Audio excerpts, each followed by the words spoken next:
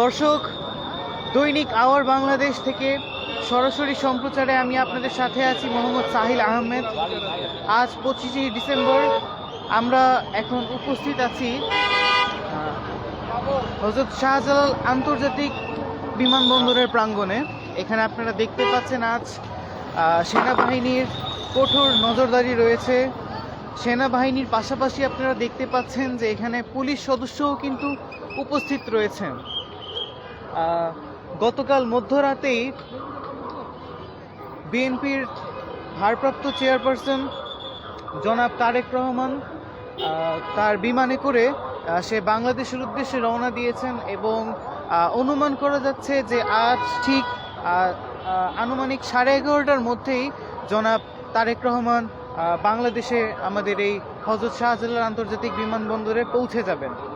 এবং আপনারা দেখতে পাচ্ছেন যে এখানে আজ কিন্তু যে কোনো পরিস্থিতি মোকাবেলা করার জন্য আর্মি, বাংলাদেশের সেনাবাহিনী এবং পুলিশ একত্রে এবং বিজিবি সহ এখানে সকলে একত্রে যৌথ বাহিনী হিসেবে তারা এখন পর্যন্ত তাদের দায়িত্ব পালন করে যাচ্ছে।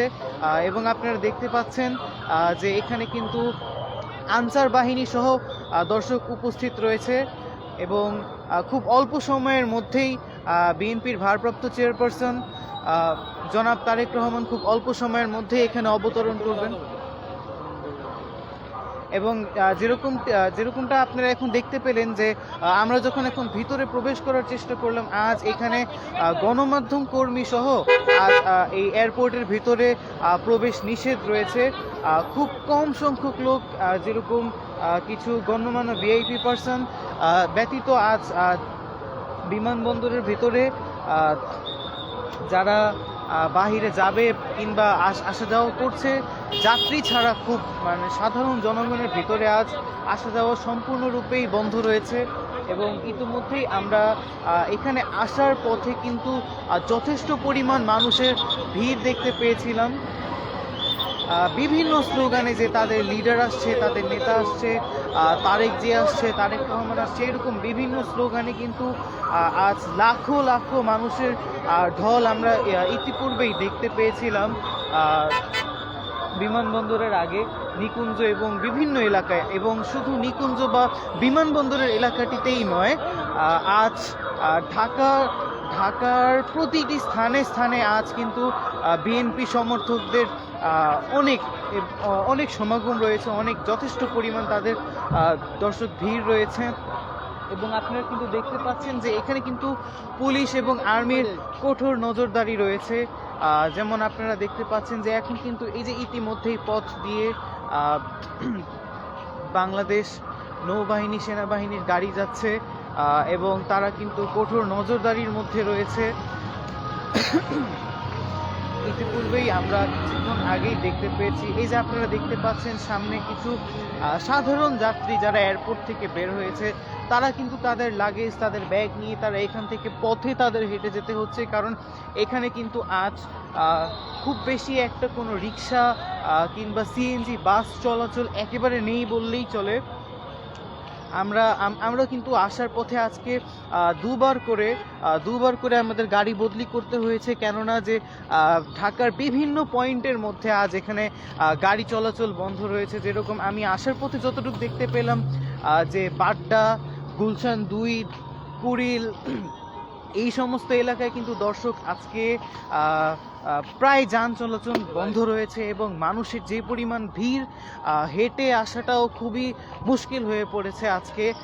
আজকে এখানে একটি বৃহত্তর সংখ্যক মানুষের ঢল নামছে, যারা এখানে তাদের মনে একটি অচেতন আশা নিয়ে তারা আজকে এখানে উপস্থিত হচ্ছেন যে কখন আসবে তাদের নেতা, কখন আসবে তাদের লিডার। এরকমই আশা নিয়ে আজ এখানে হযরত শাহজালাল আন্তর্জাতিক বিমানবন্দরের উদ্দেশ্যে লাখো লাখো মানুষের ঢল, ঢাকা এবং ঢাকার বাহিরে থেকে কিন্তু মানুষ আসা যাওয়া করছে।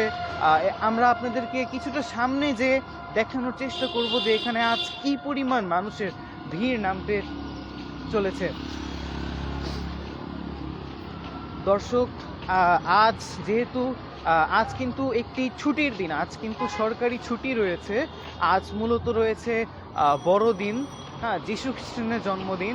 এই দিন কিন্তু এভাবেই সারা বাংলাদেশে জাতীয়ভাবে সরকারি ছুটি পালন হয়ে থাকে।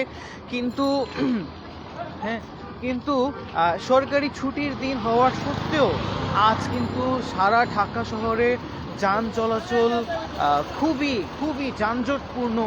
সারা ঢাকা খুবই যানজটপূর্ণ এলাকায় পরিণত হয়েছে। এবং আমরা যতটা হযরত শাহজালাল আন্তর্জাতিক বিমানবন্দরের কাছ থেকে একটু উল্টো দিকে যখন আমরা যাচ্ছি, আমরা কিন্তু দেখতে পাচ্ছি যে এখানে কিন্তু এখন মানুষের আনাগোনা ক্রমান্বয়ে বেড়ে চলেছে। এবং আমরা একটু ব্রিজটার দিকে যদি আমরা যাই, ফুটওভার ব্রিজের দিকে যদি আমরা যাই, তবে আমরা দেখতে পাবো, যেমন আমি কিন্তু এখান থেকে স্পষ্টভাবে দেখতে পাচ্ছি যে সবুজ সবুজ ক্যাপ পরা একদল বৃহত্তর সংখ্যক মানুষের দল রয়েছে, যারা এখানে বিএনপি সমর্থক হিসেবে তাদের নেতা, তাদের লিডার জনাব তারেক রহমানের আগমনের অপেক্ষায় এখানে কিন্তু তারা উপস্থিত রয়েছেন। আমরা আপনাদেরকে সরাসরি সামনে যে এক বৃহত্তর লোকের উপস্থিতি দেখানোর চেষ্টা করব দর্শক। এবং যেরকমটি আপনারা কিন্তু দেখতে পাচ্ছেন যে আজ কিন্তু বেশ বেশ শীত রয়েছে। এখন পর্যন্ত কিন্তু রোদ দেখা যায় নাই, সূর্য ওঠার এখন পর্যন্ত কিন্তু দিনের আকাশে সূর্য দেখা যায় নাই। কিন্তু এই তীব্র শীতের মধ্যেও মানুষ কোনো শীতকে না মেনে তারা কিন্তু এখানে আজ উপস্থিত রয়েছেন। আজ কিন্তু প্রচণ্ড পরিমাণ বাতাস এবং কুয়াশা রয়েছে, কিন্তু মানুষের মধ্যে তার সেই কুয়াশা বা সেই বাতাস এসব নিয়ে তাদের মধ্যে কোনো অনুভূতি দেখা যাচ্ছে না। তাদের অনুভূতি একটাই, তাদের আবেগ একটাই, যে কখন তাদের নেতা আসবে, কখন তাদের লিডার আসবে। এই যে আপনারা দর্শক দেখতে পাচ্ছেন যে এখানে কিন্তু হিউজ পরিমাণ মানুষের উপস্থিতি রয়েছে এবং পুলিশের নজরদারিতেই কিন্তু এই সমস্ত পথচারীরা আসছেন, যাতায়াত করছেন। এবং শাহজালাল আন্তর্জাতিক বিমানবন্দরের প্রতিটি পয়েন্টে কিন্তু যথাযথ পর্যাপ্ত পরিমাণে পুলিশ, বিজিবি, আনসার, আর্মির উপস্থিতি রয়েছে, যাতে এখানে কোনো প্রকার অস্থিতিশীল পরিস্থিতি তৈরি না হয়। এবং আপনারা দেখতে পাচ্ছেন এখানে কিন্তু ছোট বাচ্চা থেকে শুরু করে জোয়ান যুবক বৃহত্তর।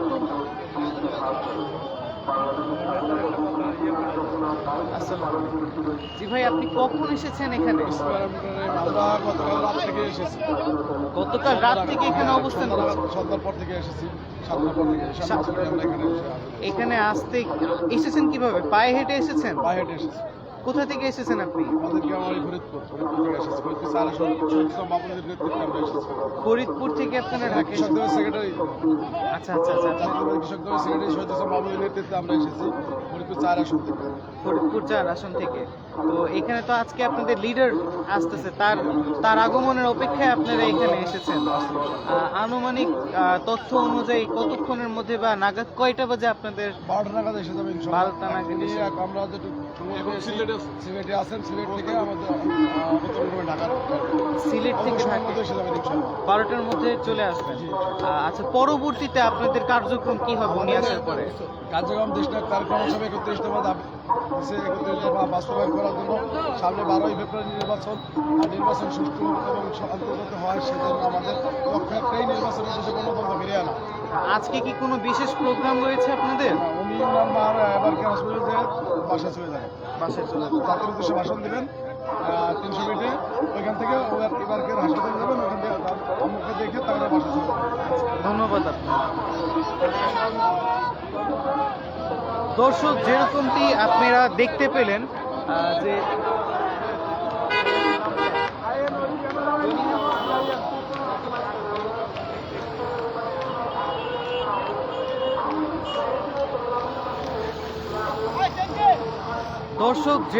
আপনারা দেখতে পেলেন যে ইতোমধ্যেই আমরা একজন বিএনপি নেতাকর্মীর সাথে কথা বলেছি, যে কিনা দীর্ঘ এক রাতের পথ পাড়ি দিয়ে ফরিদপুর থেকে সে এখানে ঢাকায় এসেছেন একমাত্র তার নেতা, তার লিডারকে দেখার জন্য এক নজর।